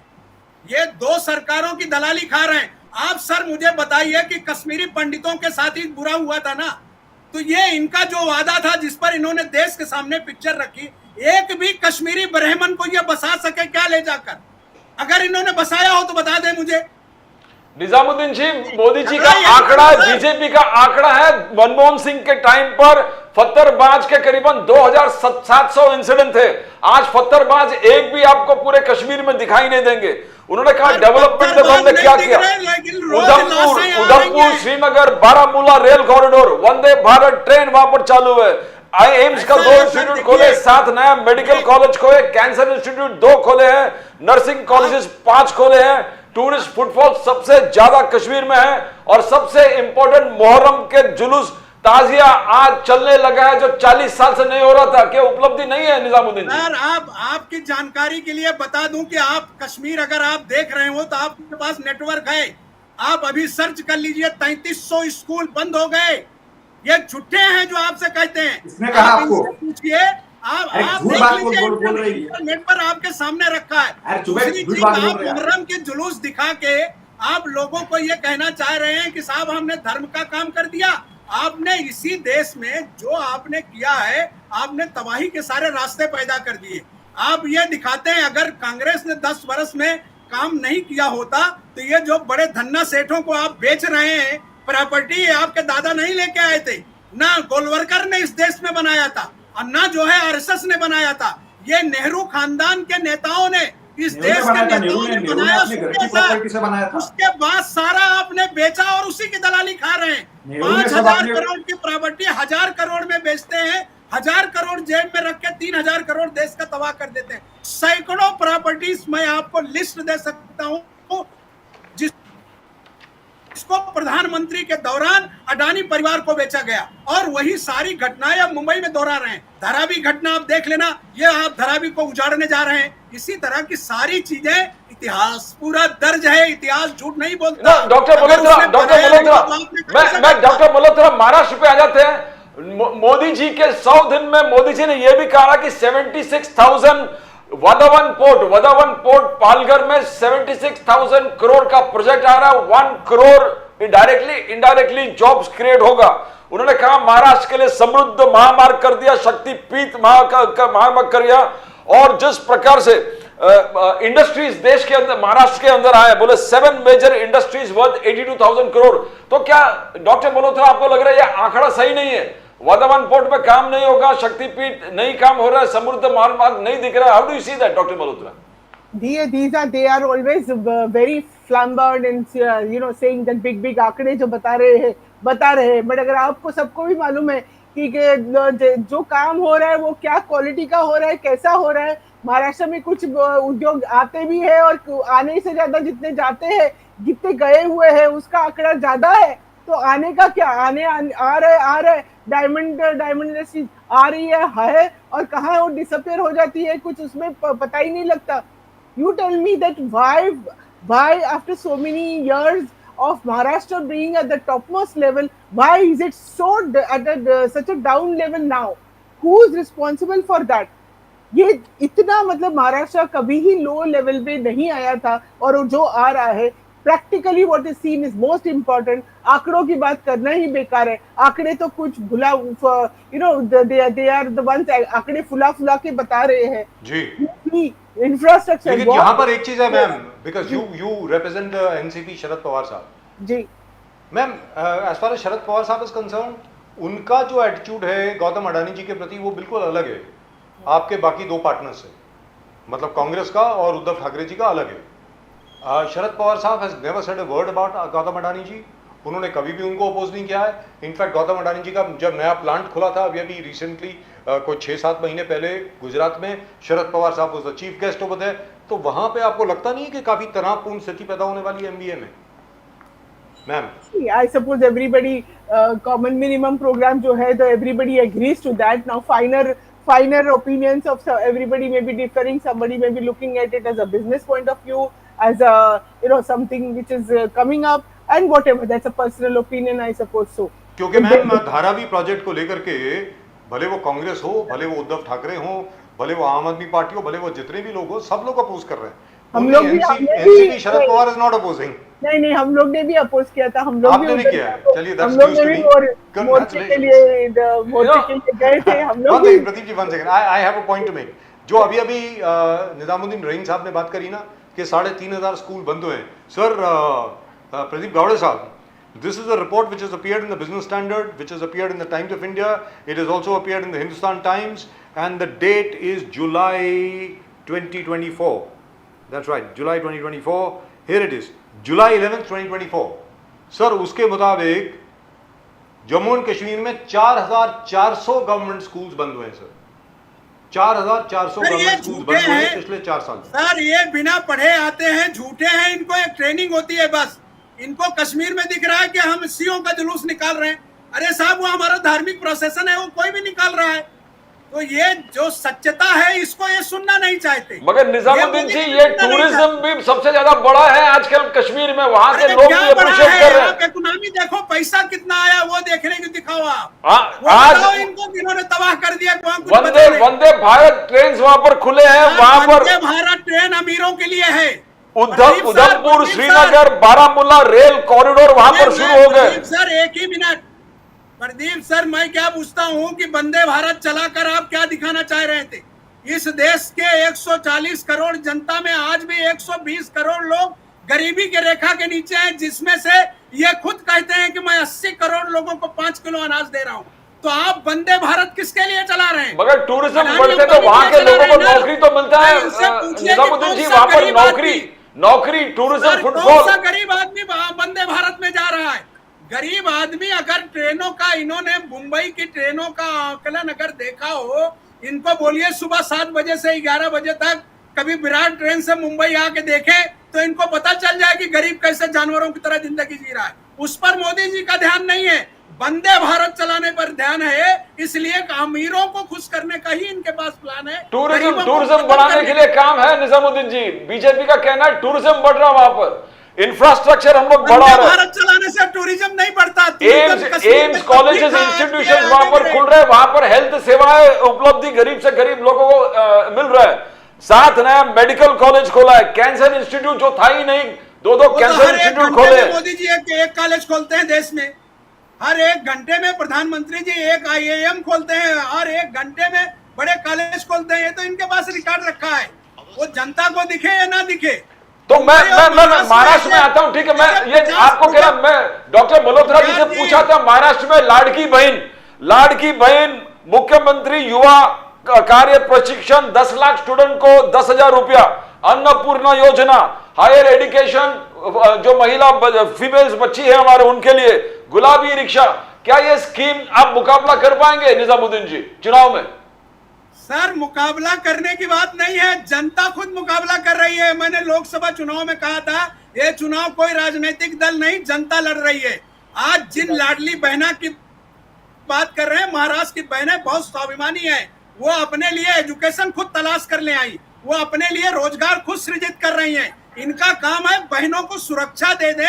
बहनें जिस दिन ये तय कर ले कि साहब मैं स्वतंत्र हूं, अपने घर से निकलकर आजादी के साथ घूमकर इज्जत अपनी बचाकर मैं घर लौट सकती हूँ, वही दिन महाराष्ट्र स्वतंत्र है। इन्होंने महाराष्ट्र की अस्मिता को गिरवी रख दिया, अपने जितने आराध्य देवता हैं उनका अपमान कर दिया। यानी दलाली खाने का यह हद था कि मूर्ति जो कांस्य की बननी थी उसके अंदर कागज भर दिया, क्योंकि जितने पैसे का सिलेक्शन था उसका 1% भी अगर इन्होंने बनाने वाले को दिया होता तो शायद ये नौबत नहीं आती। तो ये सुरक्षा की बात करें, दलाली देकर पैसे से कोई वोट नहीं खरीद सकता। और ये दलाली है कि हम 3,000 देंगे, आप हमको वोट दे दीजिए।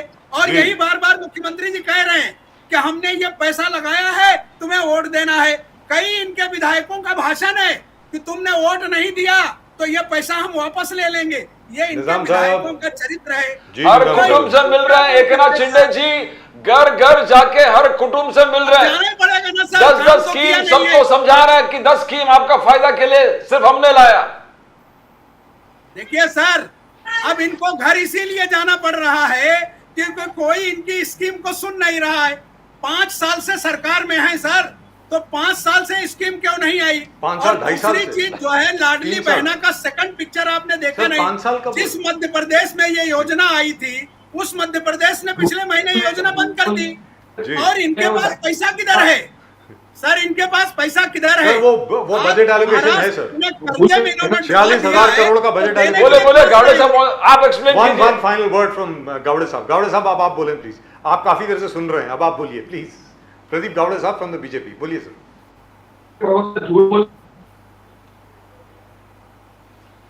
Can't hear him. Gentlemen, I can't hear Pradeep Gowde sahab.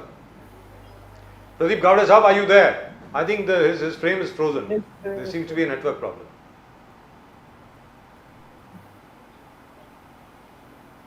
Anyone from engineering, can you please help us?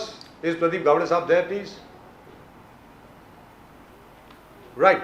So, Surena Malhotra ji और निजामुद्दीन रईन साहब, both of you are very sure कि MBA जो है आप लोग जीत रहे हैं, मतलब कोई टेंशन नहीं है, कहने का मतलब ये हुआ।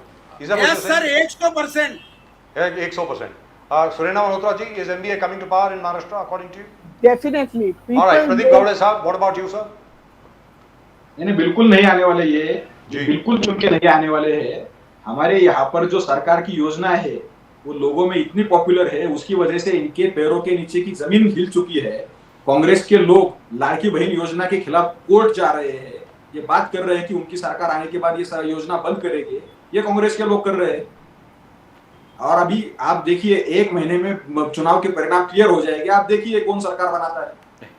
सर हम लोकसभा भी देख चुके हैं, आप लोकसभा में 48 लोकसभा आप 48 ऐसी जीत बात रहे कर रहे हैं थे। जैसे आपने सरकार बनाई है। सर लोकसभा में 48 48 आप जीत रहे थे। मैंने हार कर भी हमारे पास देवेंद्र फडणवीस जी का बयान है, हमारे पास देवेंद्र फडणवीस जी का बयान है, देश भर में वो कहते फिर रहे थे महाराष्ट्र में हम 48 सीटें जीत रहे हैं। वहाँ महाराष्ट्र की जनता बहुत समझदार है, हम सरकार बहुत बनाने वाले सिंसियर है। हम आपको दिखाएंगे इसमें सरकार बनाने वाले हैं। 100%। सर हम 100%। 100 सीटें नहीं मिली आपको। कहाँ नहीं मिली हमको? पिछले 3 इलेक्शन में आपका रिकॉर्ड देखिए, जो आपने तीनों इलेक्शन में देश को झूठ बोल के रखा। आप उनको हिंदुत्व के दलबल में फंसा के आपने जो माहौल क्रिएट किया, वो डरा कर आपने वोट लिया। बातें आप ऐसी कर आपने रहे हैं शरद कि पवार आपकी जी के अगेंस्ट सासू काम किया, आपने राहुल जी के खिलाफ अगेंस्ट All काम right, we किया। heard everybody. Thank you so Sonia much. जी के खिलाफ But काम किया। one good आज news. तक महाराष्ट्र देखिए साहब, जनता एक देख अच्छी रही खबर है कि आप जो है महाराष्ट्र निजाम के लोगों साहब, के साथ अरे रुकिए तो सही, प्रदीप गावड़े साहब शायद चले गए, I think is gone. One good news for everybody, एक बहुत अच्छी खबर है।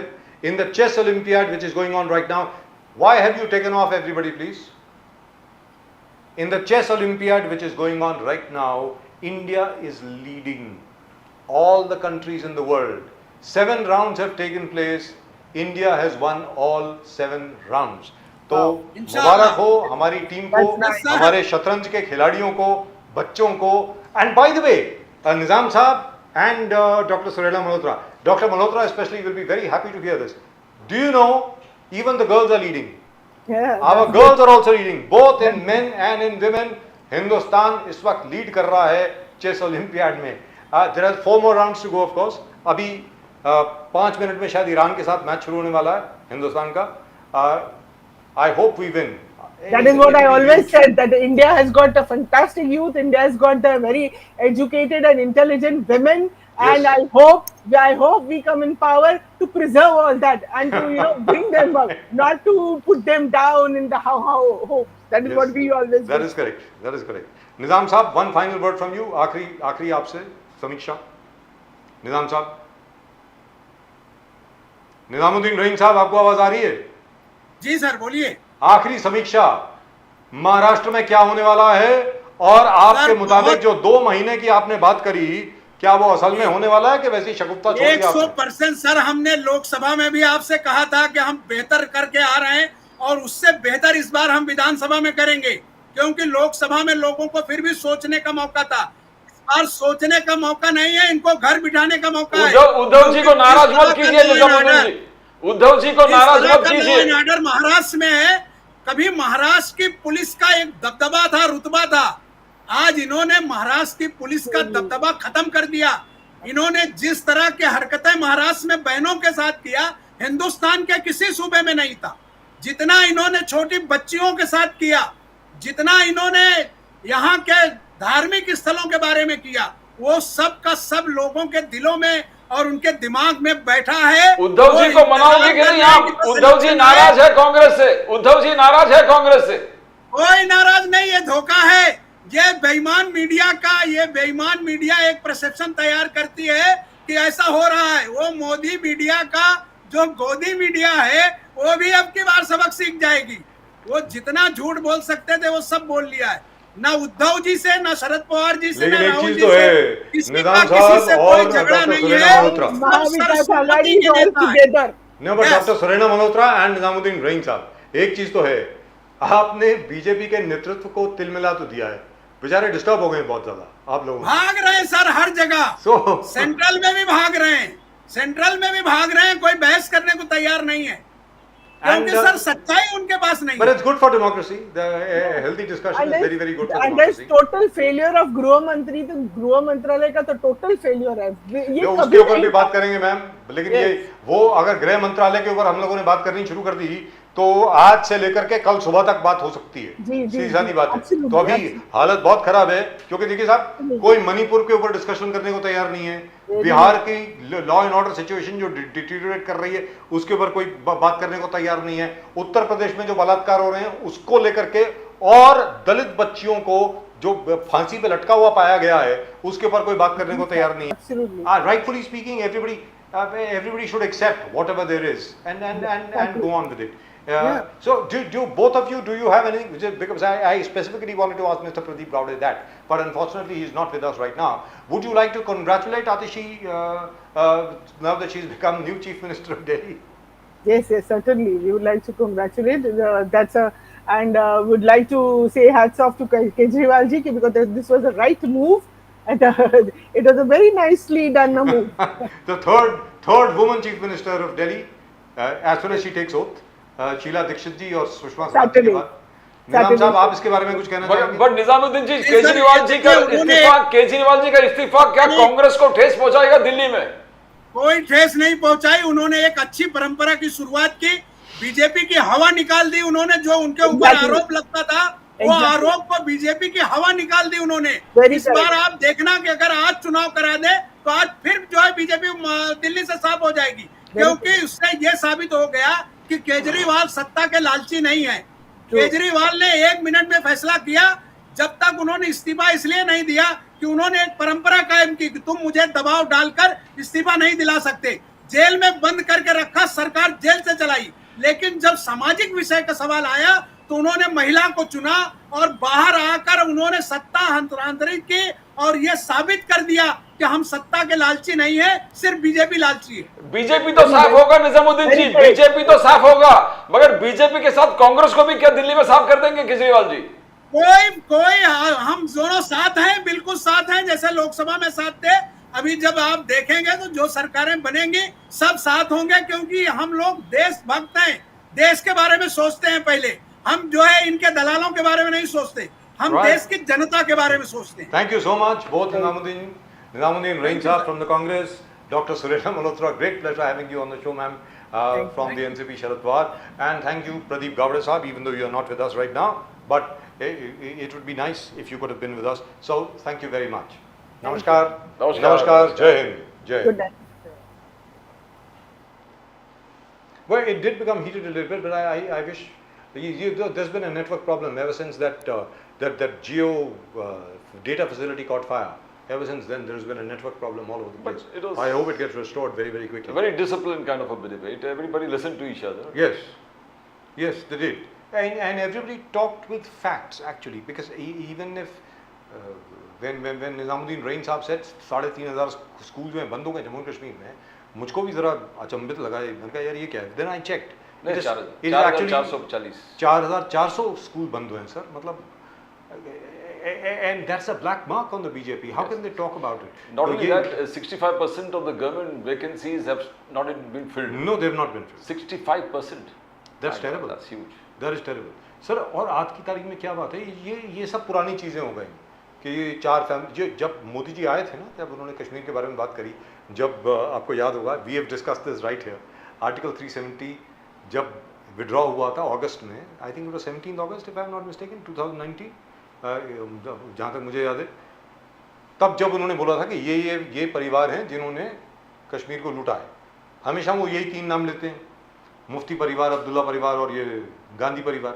अब गांधी परिवार वहाँ पे कहाँ से आ गया मुझे मालूम नहीं है, क्योंकि कोई भी गांधी आज तक ना मुख्यमंत्री बना जम्मू कश्मीर का या कुछ हुआ। वो बख्शी परिवार को हमेशा भूल जाते हैं और अंसारी परिवार को भी भूल जाते हैं।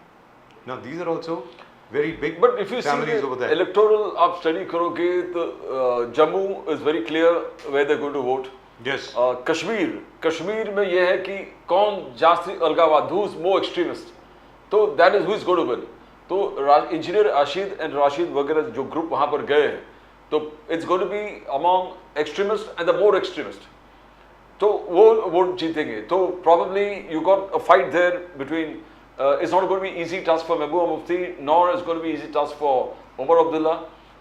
But it could be an easy task for Engineer Rashid and his group because they have been performing very well. And in fact, And that means they have advantage defeated- BJP. They have defeated them. That means And- advantage BJP, Pradeep ji.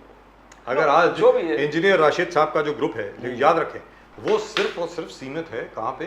Kashmir valley में, some parts of Kashmir valley, south Kashmir में, बाकी कहीं और नहीं है.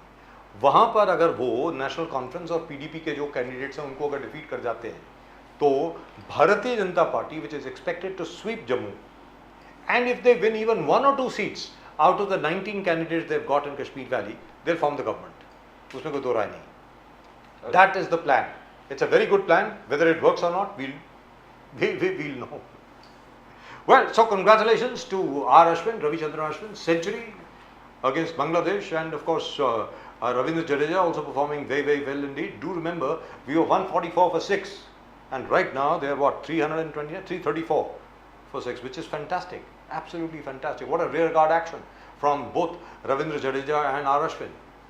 साहब, Rohit Sharma 6 run पे out, Virat Kohli 6 run पे आउट, शुभमन गिल 0 पे आउट, केएल राहुल 16 रन पे out. These two, I think they really stood. Frankly speaking, I think we need to see the young, the bench strength है अपने, उसको आगे प्रोजेक्ट करना जी, चाहिए. बिल्कुल, दुरुस्त R. बात. Ashwin, Jadeja, Rohit Sharma, we are still talking about the same gang, the same group. They've been around Yeah, for they've too been long. quite some time.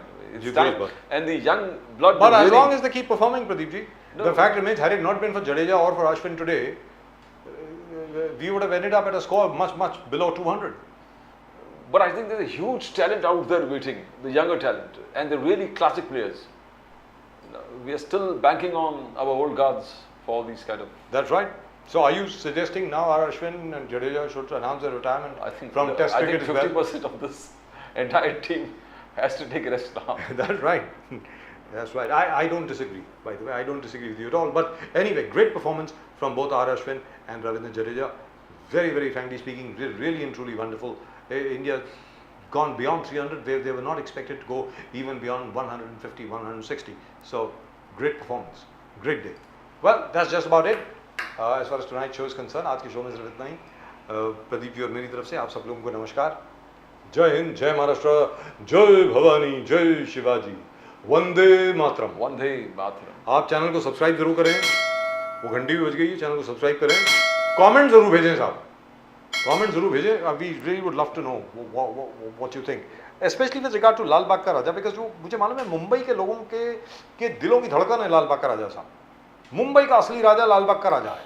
अब वो लाल बाग के राजा को लेकर के इस तरीके की जो आज की तारीख में जो भी अभी वाद विवाद चल रहा है, उस विषय के बारे में आप लोग क्या समझते हैं?